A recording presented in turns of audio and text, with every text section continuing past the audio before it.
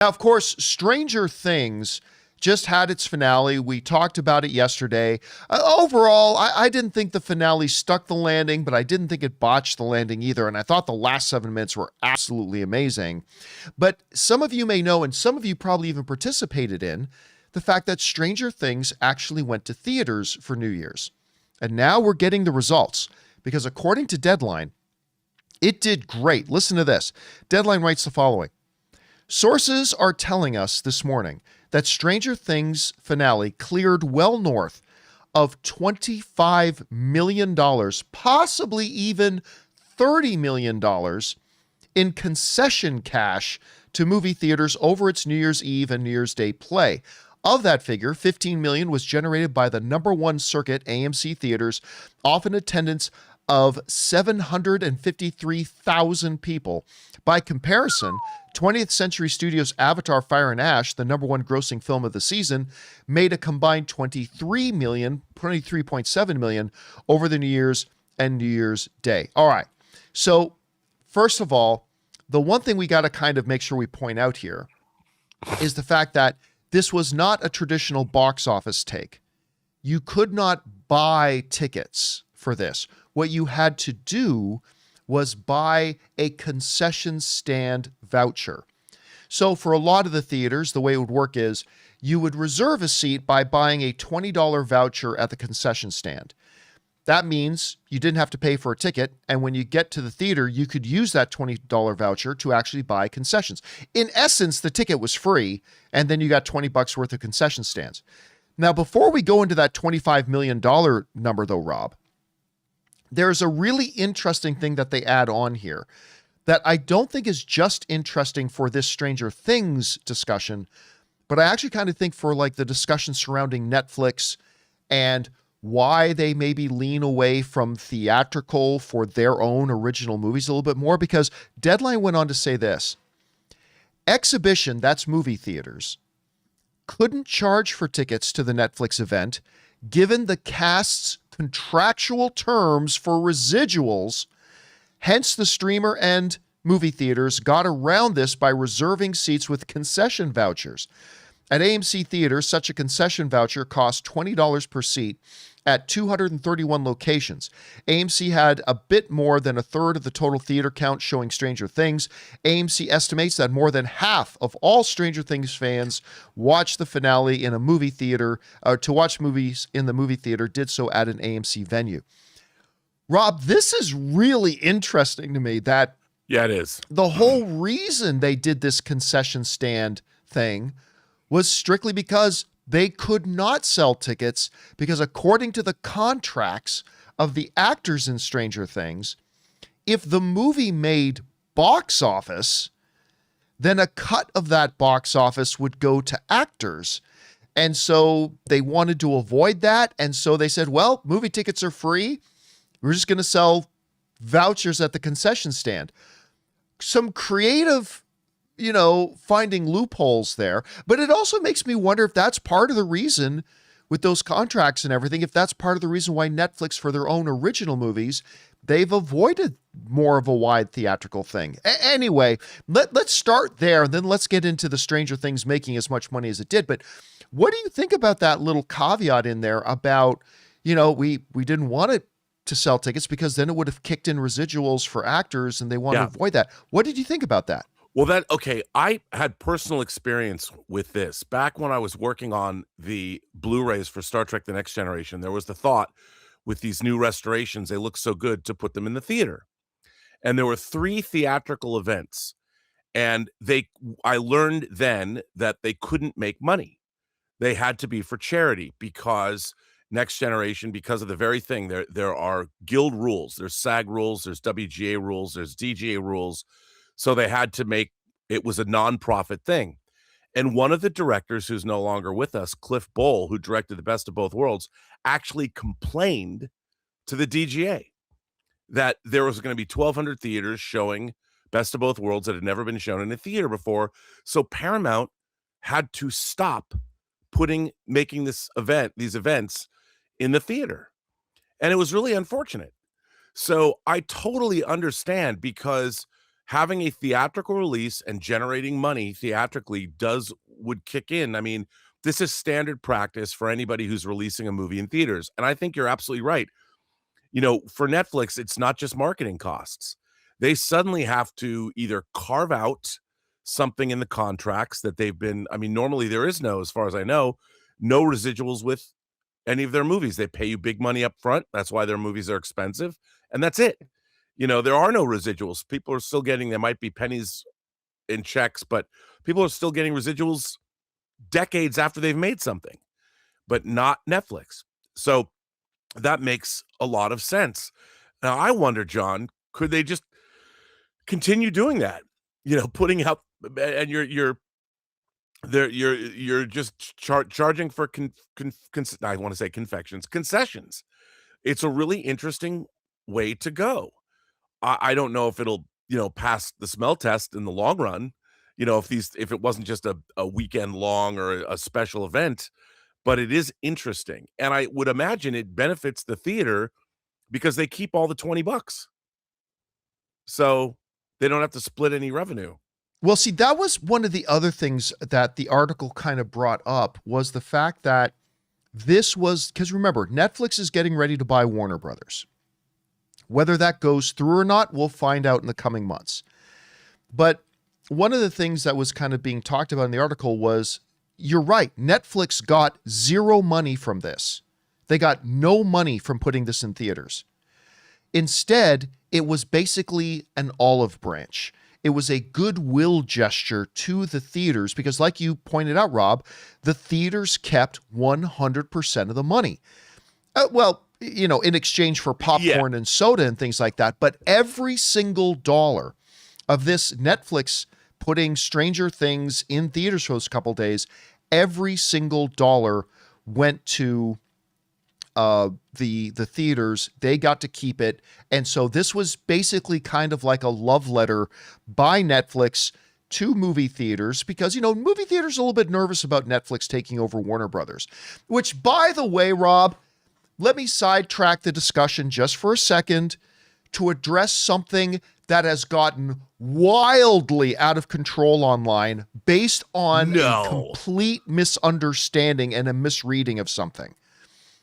So in this article in Deadline about all this money that, Stranger Things generated for the movie theaters, in paragraph 8, at the bottom of a paragraph, all right, because some of you guys might have been seeing this bullshit nonsense people are passing around saying, Netflix is planning a 17-day theatrical window for Warner Brothers movies.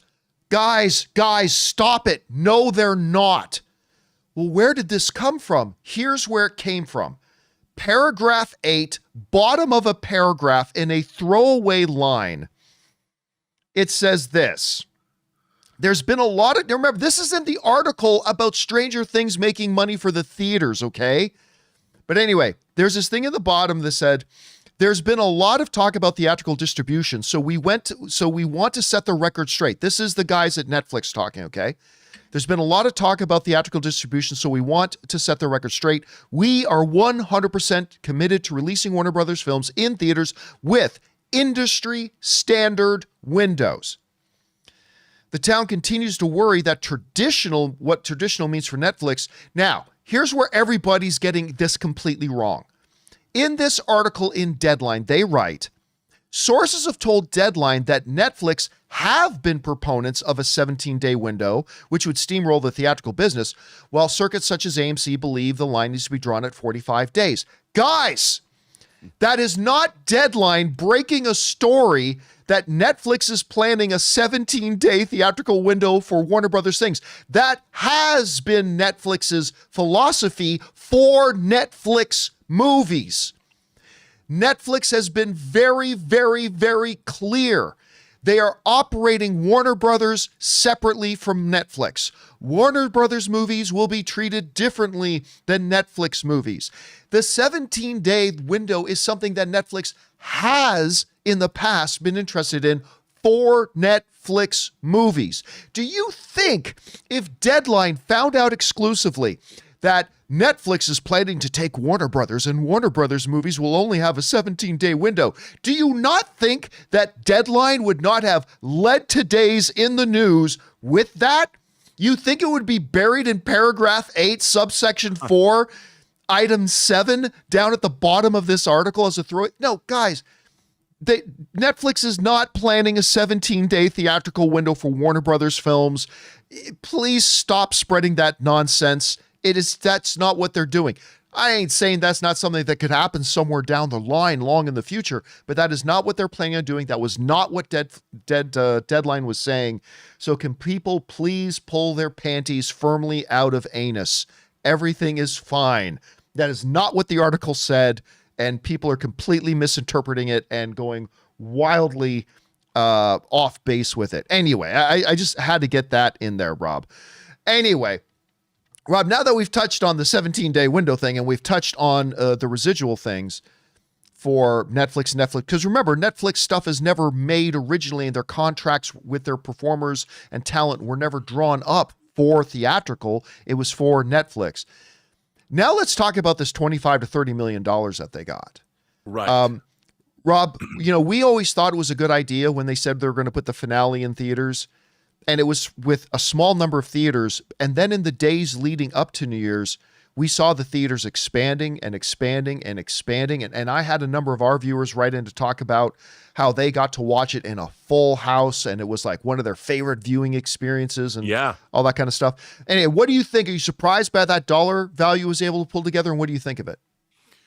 Well, I think it's actually, look, it's a good thing. There was a producer back in the day named William Castle, who would do all kinds of crazy things. Like he would have skeletons pop out in theaters, on pulleys that would come across the audience when he made movies like The Tingler.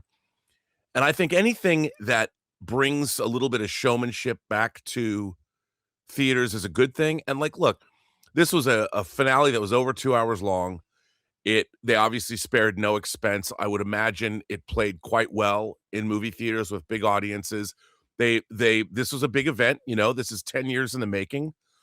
This is a generational thing. I mean, generations are going to remember Stranger Things. People love it. They grew up with it. And I think it was great to see it work.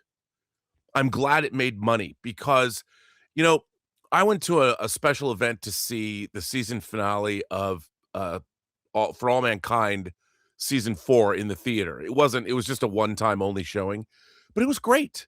And everybody who was in that screening was a total fan. I mean, it was packed. We were all there to watch this screening. I'd already seen the screening first, or the show first, but seeing it with an audience was a great experience.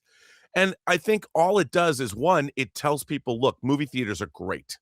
And if you see something that's really well produced and it's something you really want to see, there is no better venue to watch something in than a movie theater.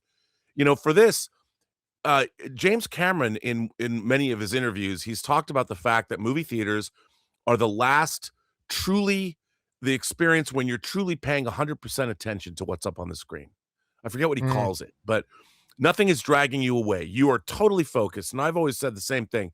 You are much more locked into what you're watching in a movie theater because it's essentially a sensory deprivation tank. And you are focused more than ever on the screen. And it can't help but be a more gratifying experience. And I can't help but believe that people who saw this in the theater really got something they'll remember. Whether you like the finale or not, I mean, certainly it delivered on an epic scale. And I think it was good all the way around. And the fact that movie theaters made 25, 30 million bucks off this, and they didn't have to give any of that money back, was a win-win for everybody. The people who went had a great time. They only had to pay $20. I would have paid $20 were no concessions, and they had a good time, and they're never going to forget it. They had a great experience. You've heard from viewers already. I don't think that there's any downside to this. What it does, though, bring up, John, is we know that, like, Warner Brothers made Friends, and we know that Netflix paid $100 million to broadcast Friends just in 2019. So what's really interesting is Netflix can make movies through Warner Brothers, and they have to pay people residuals in the traditional way. So in buying Netflix, it never really occurred to me that Warner Brothers, how it's going to feed Netflix. Are they going to have to pay licensing fees? I know they're paying themselves, but it's a way that they can work with the guilds that they can also, Warner Brothers will still make movies the way the DGA, the way the WGA, the way SAG wants. There's residual structure there built in, and it solves a problem Netflix has had, which is no residuals. That's all right, because we'll make it through Warner Brothers. I don't know how that's all going to play out, but I think it's a good thing. It was something I'd never considered before. You know, I heard from a number of our viewers who went to go see the Stranger Things finale in theaters. And, you know, for me, it was okay. Like, the finale was pretty good. Again, a pretty solid first half. I hated the second half, but the last 7 minutes with them playing Dungeons and Dragons to me was chef's kiss, absolute perfection. So it was overall, I'm okay. It was all right. But the people I talked to, every single person, Rob, that I talked to who watched Stranger Things in the theaters loved it. And I think that had a lot to do with the environment. Because it's the experiential event you're always talking about. Exactly. It's that experience. Like, people wrote in telling me that people came in dressed up in cosplay for it, and everybody was cheering together and oohing and awing together, and at some points crying together. And they just said that elevated the experience, which once again is reason number 714 about why watching something in a movie theater is always, without exception, the better experience. Yep. So I'm glad that people who are fans of Stranger Things were able to have that little experience. But by the way, just quick thoughts, Rob. I already went fully into my kind of thoughts and review about the finale, but I just wanted your quick thoughts on the way it wrapped up with that final episode. How did you feel about it? Along with other people, joked. I said it had more endings than Return of the King, but I thought it was good. You know, I don't know what you would have expected. I did find the vanquishing of our friend here quite satisfying, the way they did it, but I was surprised that this happened a little bit over the halfway mark, and they really wanted to tug on those heartstrings and give these characters a goodbye. I would have strung out the finale a little bit more and given people more bang for their buck and made it even more apocalyptic and epic than it was. And like you'd pointed out, we talked earlier before the show started, I would have truncated the ending a little bit, you know, and given people more bang and then the emotional component, you could have hit them hard with 15 minutes as opposed to an hour. What do you think about this? I said this on my show yesterday. I said what I think would have made it like 30% better is if halfway through the episode they win, which is what happened. And then up on screen comes 18 months later, which is what happens at 18 months later. And then from 18 months later, it just went right to the 5 kids playing Dungeons and Dragons in the basement. I think it would have made the episode a lot shorter, sure. But I mean, I think that just would have made for a much better episode overall. Well, also they didn't look, there are shows that did great season ending wrap-ups, like The Wire. The Wire would always have a montage at the end with all the characters, and it was great. And Friday Night Lights, at the end of their last season, I think they also went 5 seasons, I think, it was a quick montage. It didn't last for an hour, you know, and it really hit you in the feels because it was one feel after another, and you're like, oh my God.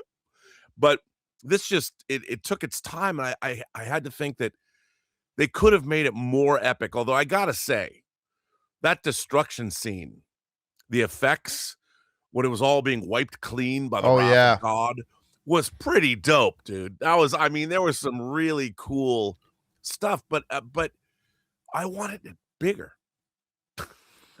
Yeah, I remember me and Ann were talking about that. I don't know how big you can make it when it's really just a bunch of kids fighting them, but yeah, I know. Anyway, it is what it is. Guys, question is for you.